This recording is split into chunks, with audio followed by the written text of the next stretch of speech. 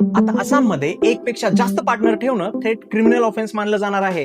कारण नुकतंच आसामच्या कॅबिनेटने एक नवा बिल मंजूर केला आहे, ज्यानुसार जर कोणाला एकापेक्षा जास्त पत्नी किंवा पती असेल तर ते गुन्हा मानलं जाईल. हे कायदा संपूर्ण आसाममध्ये लागू राहणार आहे, पण काही आदिवासी भागांना सोडून.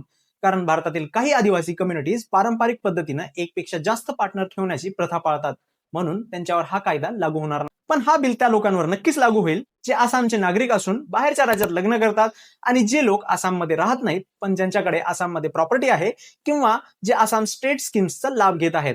या बिलमध्ये अनेक कठोर शिक्षा ठेवण्यात आलेल्या आहेत, जसं की जर एखादा व्यक्ती दुसरं लग्न करतो तर त्याला 7 वर्षाची जेल प्लस मोठा दंड होईल. जर कोणी व्यक्ती पहिलं लग्न लपवून दुसरं लग्न केलं तर त्याला 10 वर्षाची जेल प्लस हेवी फाईन भरावा लागेल. एखादा गुन्हा जर कोणी 2दा केला असेल तर त्याला डबल पनिशमेंट दिली जाईल. फक्त एवढंच नाही तर एखादे क्लर्जी किंवा प्रिस्ट अशा प्रकारचं लग्न लावून देत असतील आणि त्यांना आधीच माहिती असेल की हे दुसरं लग्न आहे, तर त्यांना सुद्धा 1.5 लाखाचा दंड द्यावा लागणार आहे.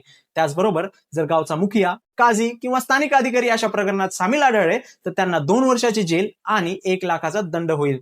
दुसऱ्या लग्नामुळे ज्या महिला पीडित आहेत त्यांच्यासाठी कंपन्सेशनचं प्रावधानही बिलमध्ये आहे. आणि हो, या शिक्षा आत्तापासून लागू होत आहेत. म्हणजेच काय, तर कायदा येण्यापूर्वी ज्यांनी 2 लग्न केली त्यांना काही प्रॉब्लेम नाहीये, त्यांच्यावर कोणताही परिणाम होणार नाही. अशाच आणखी इन्फॉर्मेटिव्ह व्हिडिओसाठी चॅनलला नक्की सबस्क्राईब करा.